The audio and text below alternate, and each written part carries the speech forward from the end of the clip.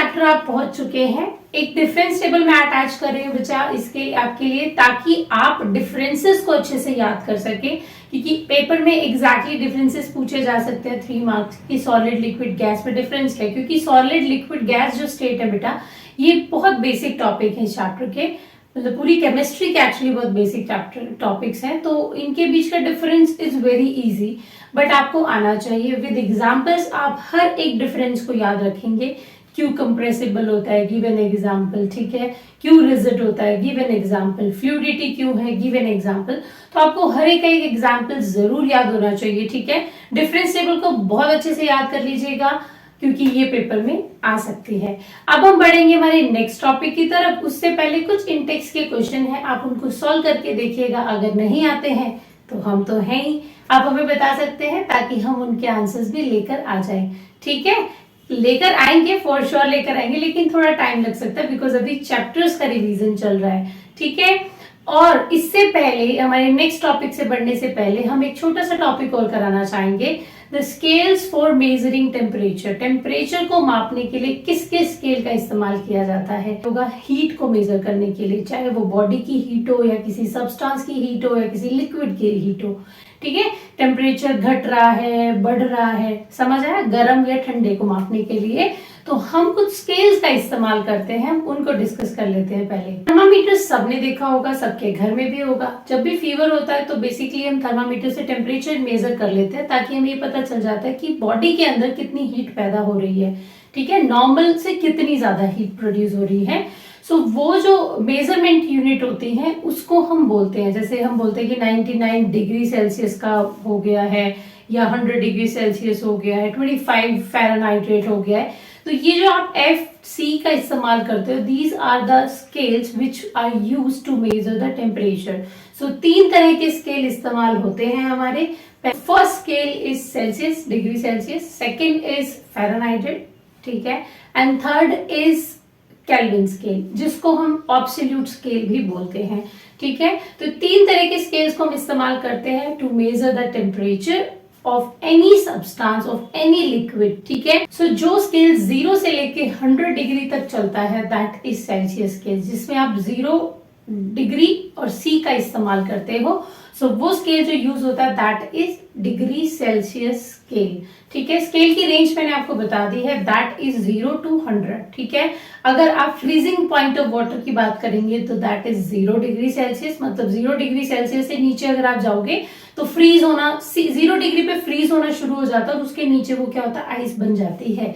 अगर आप 100 degree Celsius पे बात करेंगे तो वाटर हमारा बॉयल होना शुरू हो जाता है, और उसके बाद में उसकी स्टीम बननी शुरू हो जाती है, ठीक है। तो जो स्केल यूज होता है, जो डिग्री सेल्सियस स्केल होता है, that range is 0 degree to 100 degree Celsius. Now next जो स्केल है, that is Fahrenheit scale. Fahrenheit को जानने के लिए, अगर हमने डिग्री सेल्सियस को बहुत अच्छे से समझ लिया, तो फ़ारेनहाइट में चेंज करने के लिए we have a formula, that is degree F is equals to 9/5 degree Celsius plus 32 का फॉर्मूला आप यूज कर सकते हो। जब भी आपके पास डिग्री सेल्सियस की वैल्यू होगी, आप उसको फ़ारेनहाइट में चेंज कर सकते हो। जैसे कि अगर आपके पास डिग्री सेल्सियस की वैल्यू 0 डिग्री है, that means water when it start freezing, ठीक है, freezing point of water that is 0 degree Celsius. अगर आप यहाँ पे 0 डिग्री वैल्यू रख देंगे डिग्री सेल्सियस की जगह पे, तो आप इसको चेंज कर सकते हो in the Fahrenheit and you are going to get 32 degree Celsius, ठीक है। तो 0 डिग्री पे क्या हो जाएगा, 9/5 इज 0, आपको बचेगा सिर्फ 32। तो फ़ारेनहाइट कितने में चेंज हो जाता है, 32। तो जब भी हम बात करते हैं कि 0 डिग्री सेल्सियस है, that is equal to 32 degree Fahrenheit, ठीक है, समझ आ गया। ऐसे ही आपने बात की कि water start boiling at 100 degree, boiling point of water that is 100 degree Celsius. Now put the value 100 degree Celsius at the place of 0 degree Celsius, that is 9/5 into 100 plus में 32। After calculation you are going to get the value that is 212 degree Fahrenheit.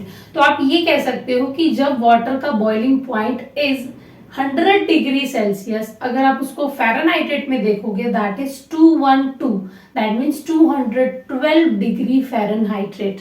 Understand. So अगर हम scale Fahrenheit की बात करेंगे, that is from 32 degree Fahrenheit to 212 degree Fahrenheit. तो ये scale जो range होती है of the degree Fahrenheit scale, तो याद रखिएगा डिग्री सेल्सियस को फ़ारेनहाइट में चेंज करना पेपर में बहुत बार पूछा जाता है, 1 मार्क के क्वेश्चन पूछे जा सकते हैं। तो आपको ये कन्वर्जन के लिए पहले फॉर्मूला बहुत अच्छे से याद करना पड़ेगा, ठीक है। तो इसको नोट डाउन कर लीजिए और इसके कुछ बेसिक से चेंज फॉर्मेशंस आप करके देख लीजिएगा, ठीक है। उसके बाद में हम पढ़ते हैं third scale, that is Kelvin scale. तो केल्विन जो होता है that is the SI unit of temperature, ठीक है। एसआई यूनिट है ये केल्विन, टेम्परेचर की मापने के लिए। तो आप जो डिग्री सेल्सियस और जो फ़ारेनहाइट की बात करते हो, ये हमारे क्या है, मेजरिंग स्केल है, जिसको हम यूज कर सकते हैं हमारे कन्वीनियंस के हिसाब से। लेकिन सबसे बेस्ट स्केल की अगर आप बात करेंगे दैट इज केल्विन स्केल। क्यों होता है उसका रीजन अब हम कुछ देर में जानेंगे। सबसे पहले केल्विन स्केल होता क्या है। देखो केल्विन स्केल जैसे 0 डिग्री सेल्सियस की आप बात करते हो, इसकी वैल्यू जो अगर आप केल्विन में कन्वर्ट करते हो, you are going to get 273.16 Kelvin. ध्यान रखना इसमें डिग्री जो होती है वो इस्तेमाल नहीं होती, जैसे डिग्री सेल्सियस होती है, डिग्री फ़ारेनहाइट होती है, वो इसमें इस्तेमाल नहीं होती। यहाँ पर सिर्फ केल्विन कैपिटल के का इस्तेमाल किया जाता है to show that unit of temperature, ठीक है। कैपिटल के का इस्तेमाल होता है। तो ध्यान रखना कि जो 0 डिग्री सेल्सियस होता है that is equals to 273.16 Kelvin. जब आप इसको राउंड ऑफ करते हो तो जो 16 है after decimal it is eliminated from the number, और आप डायरेक्टली 0 डिग्री सेल्सियस को एस्टिमेटेडली 273 केल्विन इस्तेमाल करते हो। समझ आ गया। ऐसे ही जब आप बात करते हो कि अगर 100 degree Celsius that is boiling point of water, तो जो 100 डिग्री सेल्सियस होता है that after conversion the kelvin it will be 373 kelvin. समझ आ गया। डिग्री का इस्तेमाल हम इसमें नहीं करते हैं। अब केल्विन को बेस्ट स्केल क्यों माना जाता है, बिकॉज यहाँ पर नेगेटिव साइन कन्वेंशन का यूज नहीं होता, ठीक है। जैसे अगर हम बात करें, क्योंकि स्केल थोड़ा लार्ज हो गया, देखो value it start from the 273, ठीक है। तो अगर हम किसी नेगेटिव डिग्री सेल्सियस की बात करते हैं, जैसे -3 डिग्री सेल्सियस पे जा रहे हैं या फिर हम और भी नीचे जा रहे हैं, तो आप जब कन्वर्ट करेंगे तो आपको सारी वैल्यूज पॉजिटिव में मिलने वाली है, और पॉजिटिव वैल्यू को समझना बहुत आसान हो जाता है हमारे लिए। अब अगर आपको इसको केल्विन को डिग्री सेल्सियस में, डिग्री सेल्सियस को केल्विन में चेंज करना है, तो उसके लिए भी हमारे पास एक फॉर्मूला है, that is K is equals to 273 plus degree Celsius. आप डायरेक्टली यहाँ पे डिग्री सेल्सियस की वैल्यू पुट कर सकते हो और आपको केल्विन में आंसर मिल जाएगा। अब फटाफट 0 डिग्री सेल्सियस और 100 डिग्री सेल्सियस रख के देखिएगा, आपका आंसर केल्विन में निकल कर आ जाएगा। तो अब हमने पढ़ लिए हमारे सारे टेम्परेचर मेजरमेंट यूनिट्स को। ये बहुत जरूरी टॉपिक था, बिकॉज एक नंबर के क्वेश्चन पक्का आ सकते हैं पेपर में, ठीक है। तो अब हम करते हैं हमारी state conversion which is going to be very easy, ठीक है। चलिए शुरू करते हैं। अगर आपके पास कोई एक सब्सटेंस है लाइक वाटर, आपने उसकी तीनों फॉर्मेशन देखी है, ice, water in liquid, ice in solid and the gases steam in the form of gas. एक ही सब्सटेंस के 3 रूपों में मिलना कैसे पॉसिबल हो सकता है? हो सकता है by changing 2 parameter, one is temperature and second is pressure.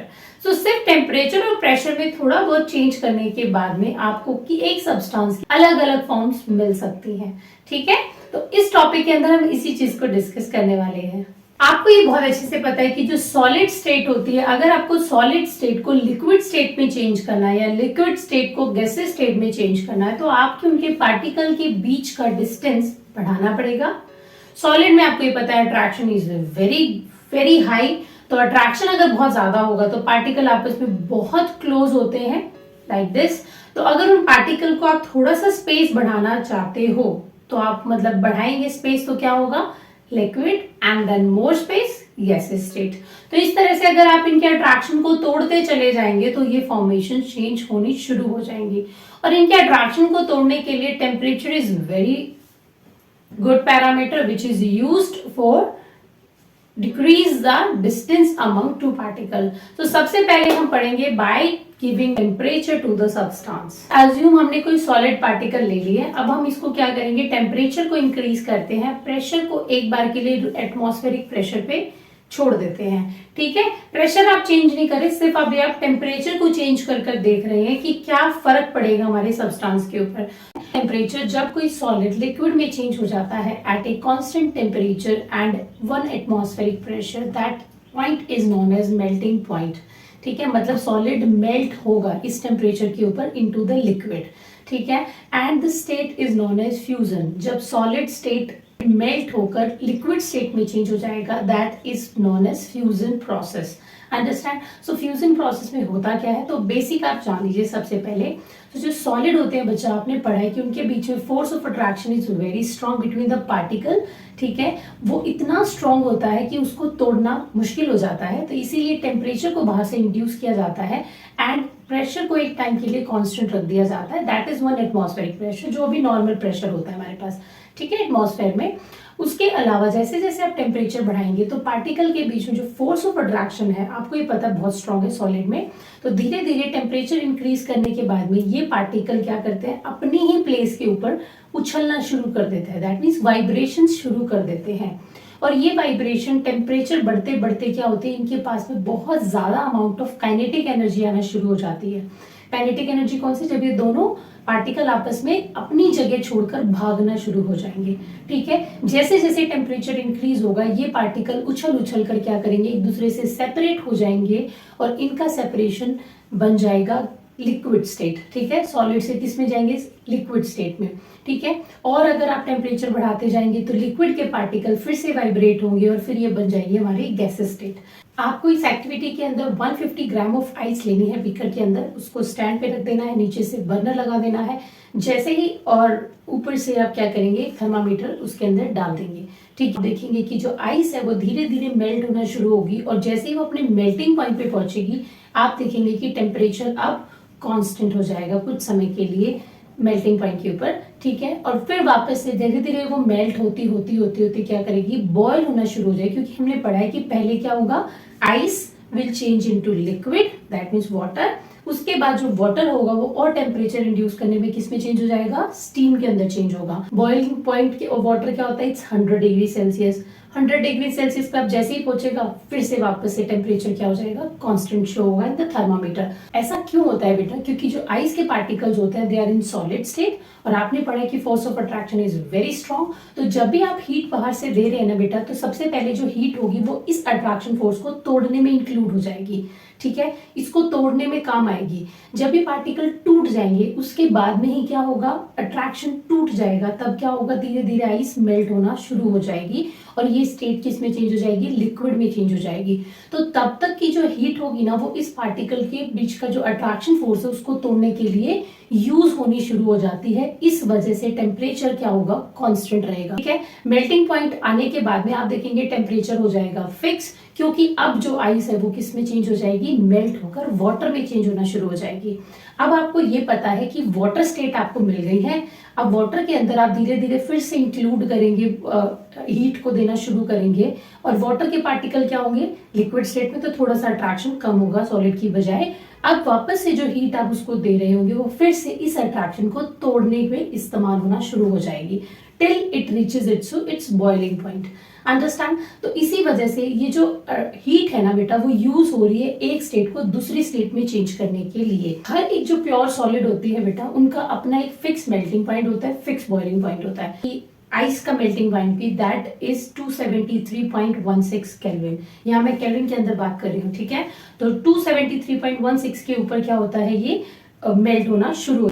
अगर ऐसे ही हम दूसरा एग्जांपल उठा सकते हैं रोम्बिक सल्फर का। ठीक है, S8, उसका मेल्टिंग पॉइंट होता है 378 केल्विन। ठीक है, इसका कितना है 273.16, 273 मान लीजिए। ज्यादा जिसका मेल्टिंग पॉइंट जितना ज्यादा होता है दैट मींस उसका अट्रैक्शन उतना ज्यादा था, उसको मेल्ट करने में उतना ही टाइम लग गया हमें।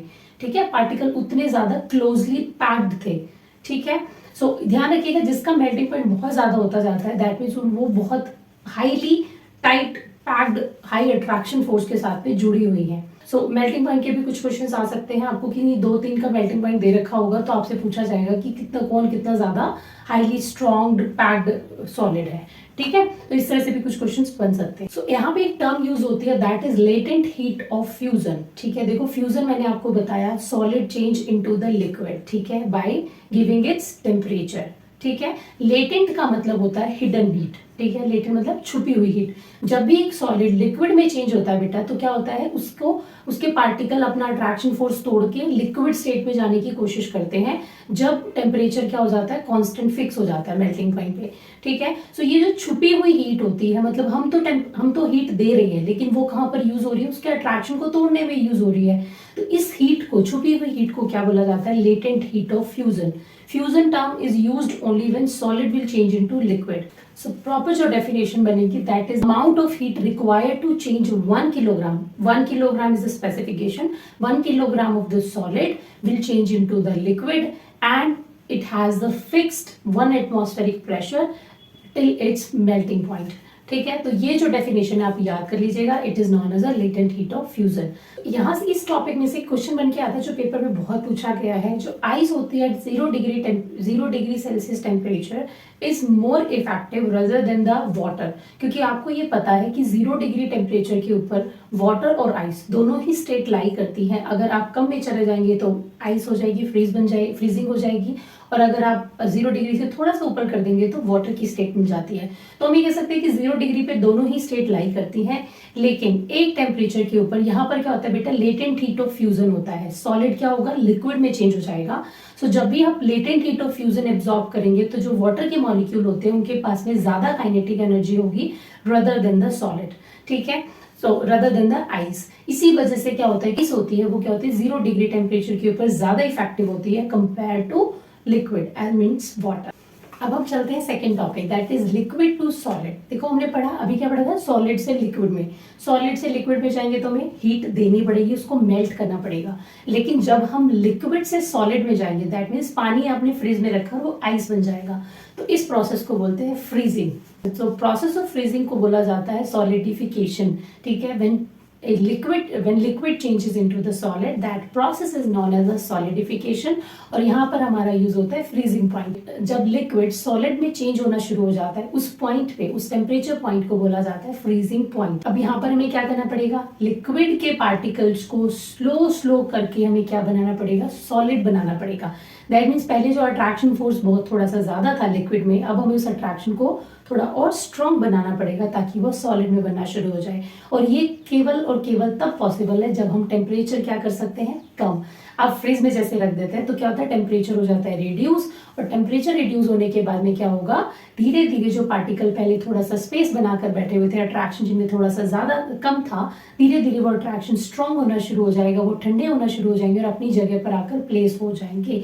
जिसकी वजह से क्या होगा, जो पार्टिकल के बीच में अट्रैक्शन है वो स्ट्रॉन्ग हो जाएगा, और धीरे धीरे क्या होगा, उनके बीच का स्पेस भी कम हो जाएगा, और वो किस में चेंज हो जाएंगे, हमारे सॉलिड में चेंज हो जाएंगे। ठीक है, और जिस पॉइंट के ऊपर ये सॉलिड में चेंज हो जाते हैं, उस पॉइंट को बोला जाता है फ्रीजिंग पॉइंट। इस प्रोसेस को बोलते हैं हम सॉलिडिफिकेशन। तो जब भी कोई लिक्विड चेंज होगा सॉलिड में, तो दो चीजों को आप बहुत ध्यान देंगे। पहली चीज तो इम्प्योरिटीज का क्या इफेक्ट पड़ेगा, सेकेंड इज प्रेशर का क्या इफेक्ट पड़ेगा। तो पहले हम फर्स्ट को डिस्कस कर लेते हैं।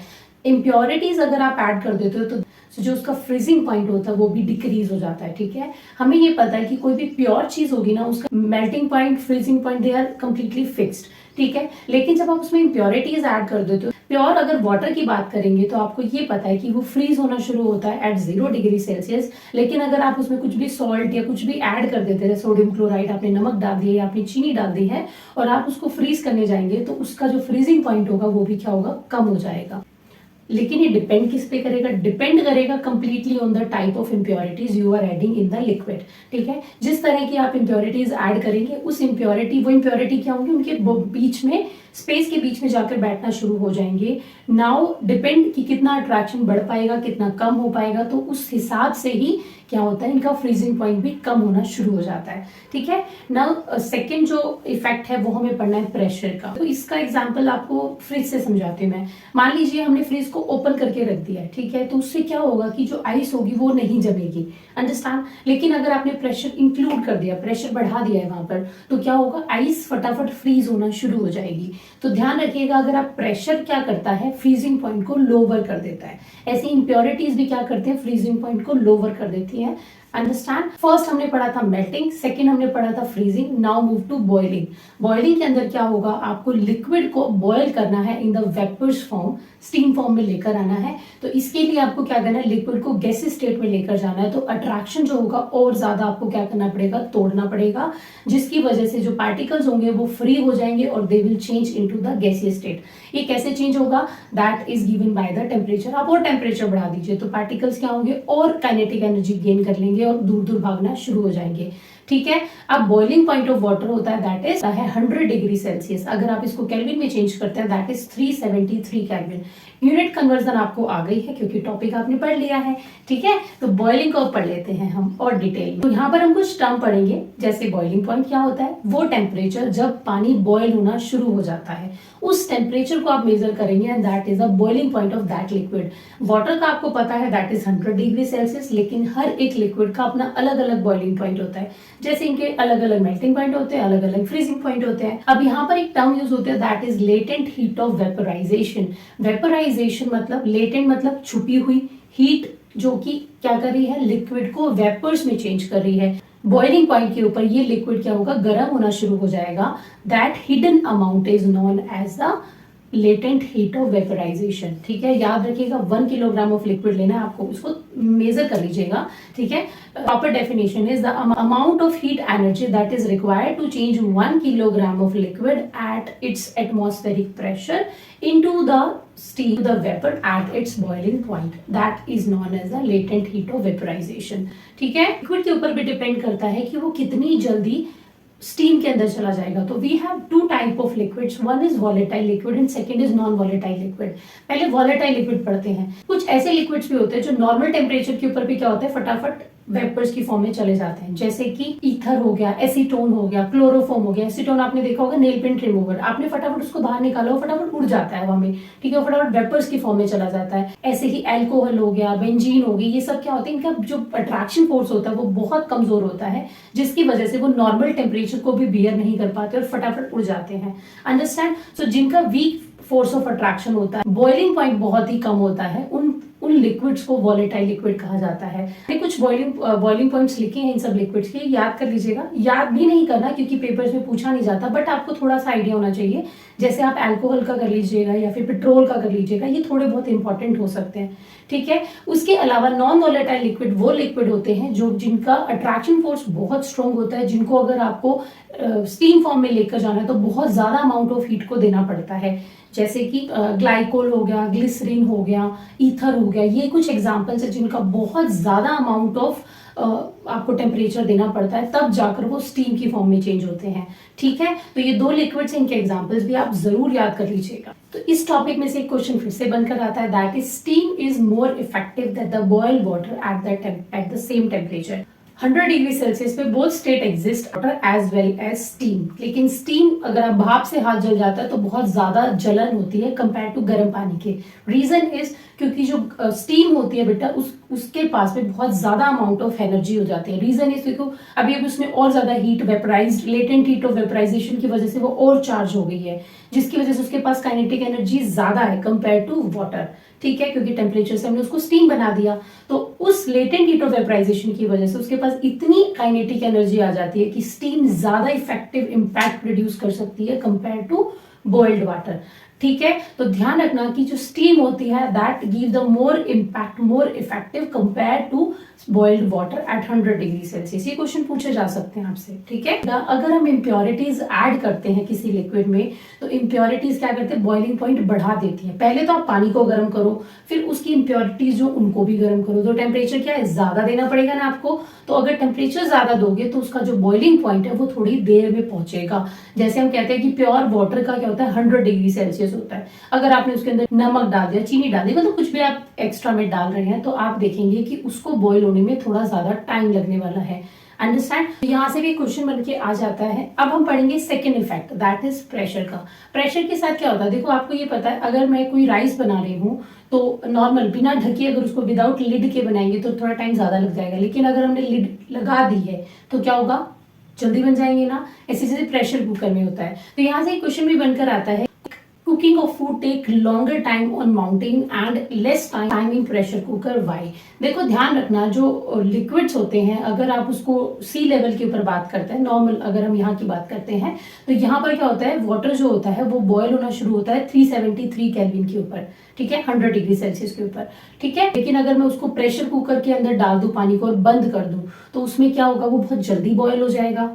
यहाँ पर हमने जब लिड लगा दी तो उसका जो प्रेशर है वो 1 एटमॉस्फेयर से क्या कर दिया, ज्यादा। 1 एटमॉस्फेयर तो नॉर्मल होता है, ठीक है, लेकिन हमने लिड लगाकर उसका प्रेशर क्या कर दिया, बढ़ा दिया, मोर देन 1 एटमॉस्फेरिक प्रेशर कर दिया। तो जैसे हमारा प्रेशर बढ़ेगा वैसे ही टेम्परेचर भी क्या होगा, बढ़ना शुरू हो जाएगा, ठीक है। अब आते हैं थर्ड पे, अगर हम माउंटेन्स के ऊपर चले जाते हैं, यहाँ पर एयर का प्रेशर बहुत कम हो जाता है, 1 एटमॉस्फेयर से भी कम हो जाता है, जो वाटर होगा वो बॉयल भी क्या होगा, बहुत कम टेम्परेचर पे बॉयल हो जाएगा। अंडरस्टैंड? क्या होता है, ज्यादा टाइम लग जाता है वहां पर, क्योंकि टेम्परेचर क्या होता है, बहुत कम होता है, धीरे धीरे खाना बनेगा तो बहुत ज्यादा टाइम लग जाता है। लेकिन अगर आप यहाँ पर बात करेंगे तो यहाँ पर प्रेशर क्या है, हमने लिड लगाकर और बढ़ा दिया है, ठीक है, तो उससे बढ़ने से क्या होगा, टेम्परेचर क्या होगा, वहां पर बढ़ना शुरू हो जाएगा बहुत फास्ट वे से, और आपका जो खाना है वो बहुत जल्दी तैयार हो जाएगा, ठीक है। ये क्वेश्चन भी पूछा जा सकता है, तो आप इसको भी बहुत अच्छे से लिख लेना, याद कर लेना। सॉलिड से लिक्विड, लिक्विड से सॉलिड पढ़ लिया, ठीक है। देन हमने लिक्विड से गैस पढ़ लिया, अब गैस से लिक्विड पे जाएंगे। तो गैस से लिक्विड पे जाने को बोलते हैं कंडेंसेशन। अब हमें क्या करना है, जो हाईली पॉपअप गैसेस थी, मतलब जो दूर दूर पार्टिकल घूम रहे थे, उनको धीरे धीरे उनकी स्टेट पर लेकर आना है और लिक्विड में चेंज करना है। दैट मीन्स आपको अब टेम्परेचर को कम करना पड़ेगा।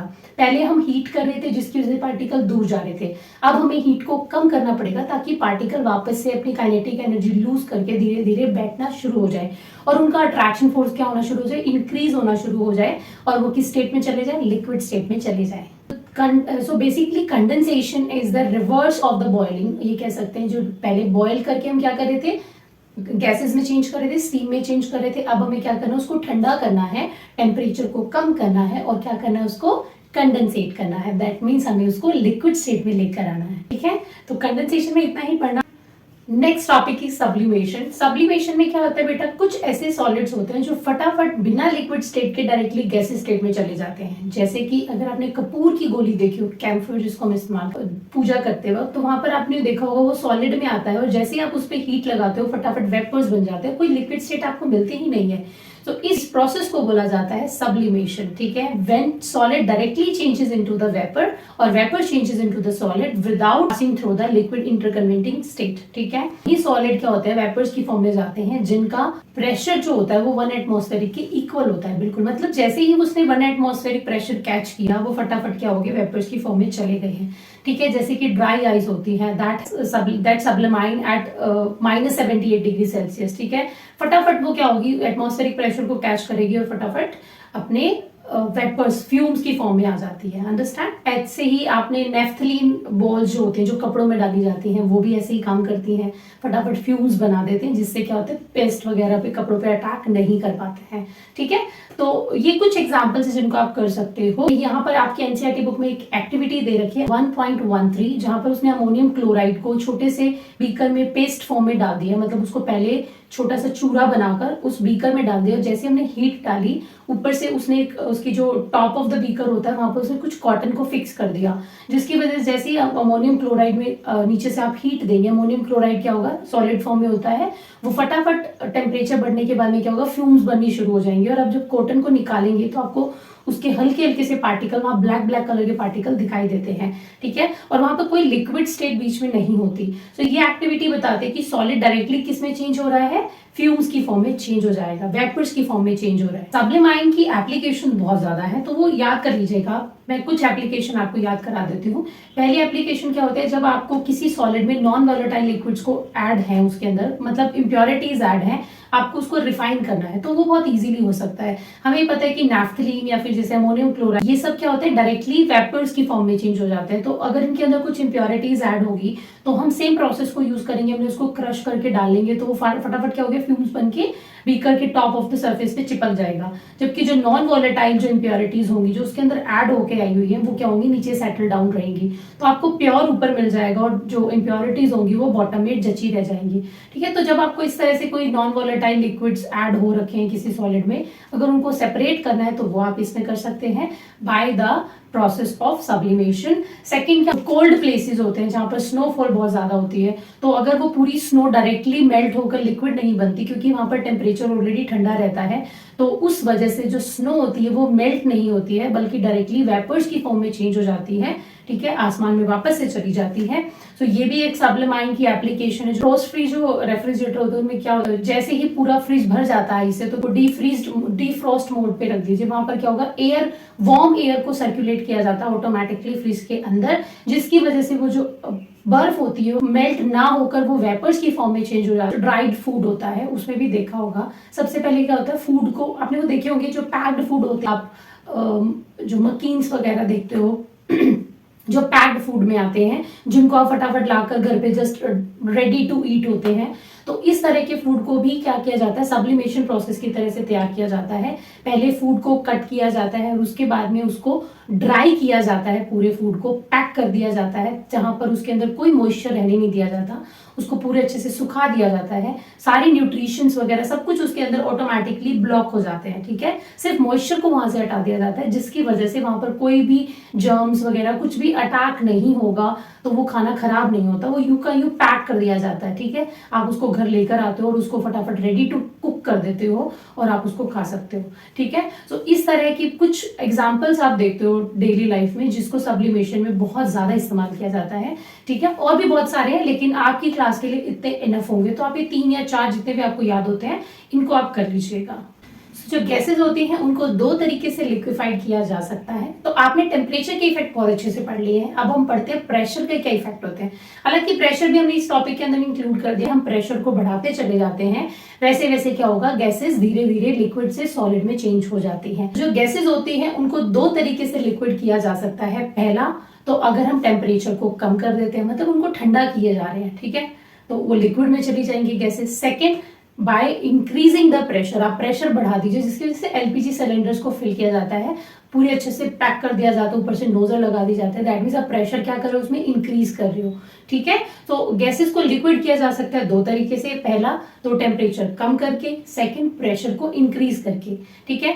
लेकिन कुछ ऐसी भी गैसेस होती है जिसको एक पर्टिकुलर टेम्परेचर के बाद में आप चेंज नहीं कर सकते, ठीक है, चाहे आप कितना ही उसके ऊपर टेम्परेचर चेंज कर लीजिए कोई फर्क नहीं पड़ता, मतलब वो टेम्परेचर जिसके बाद में उस गैस को और लिक्विफाइड नहीं किया जा सकता, ठीक है। आपने प्रॉपर्ली गैस को लिक्विड में चेंज कर दिया और आप अब चाहते हैं कि वो और ज्यादा भरी जा सके, तो वो पॉसिबल नहीं होता। तो उस टेम्परेचर को क्रिटिकल टेम्परेचर और उस प्रेशर को क्रिटिकल प्रेशर बोला जाता है, जिसके ऊपर कोई सिलेंडर भरा जाता है, ठीक है। तो ये दोनों टर्म्स को पढ़ लीजिएगा। इसके अलावा हम इस टॉपिक में ड्राई आइस और पढ़ सकते हैं, जो कि थोड़ा बहुत पूछा जा सकता है। कार्बन डाइऑक्साइड होते हैं उसको हाई प्रेशर के ऊपर क्या किया जाता है, ठंडा किया जाता है, और ठंडा कर करके उसको किस में चेंज किया जाता है, सॉलिड में चेंज कर दिया जाता है, ठीक है। सो गैस, कार्बन डाइऑक्साइड गैस थी, उसको हमने क्या किया, प्रेशर इंक्रीज करके किस में चेंज कर दिया, सॉलिड में चेंज कर दिया, तो ये जो बनते हैं that is dry ice. Basically होती कार्बन डाइऑक्साइड गैसेस होती है, लेकिन ये क्या है, solid form of carbon dioxide है, और ये कब बनती है, हाई प्रेशर के ऊपर ऑब्टेन होती है। हमने क्या किया, गैस को डायरेक्टली चेंज कर दिया इन द सॉलिड, तो बीच में लिक्विड स्टेट तो नहीं आई, इसी वजह से जो ड्राई आइस होती है वो स्किन सरफेस को गीला नहीं करती है, क्योंकि लिक्विड स्टेट में जाती ही नहीं है। और जब भी आपको ड्राई आइस चाहिए होती है तो उसको हाई प्रेशर पे ही रखना पड़ता है, अगर आपने प्रेशर लूज कर दिया तो वापस से वो गैस फॉर्म में चेंज होकर उड़ जाएगी, ठीक है। सो ड्राई आइस के बारे में इतना ही पूछा जा सकता है कि होती क्या है, basically it's carbon dioxide solid form, ठीक है। तो यहाँ पर हमारे मेजर टॉपिक खत्म हो जाते हैं। अब एक लास्ट टॉपिक बचता है, दैट इज इवेपोरेशन।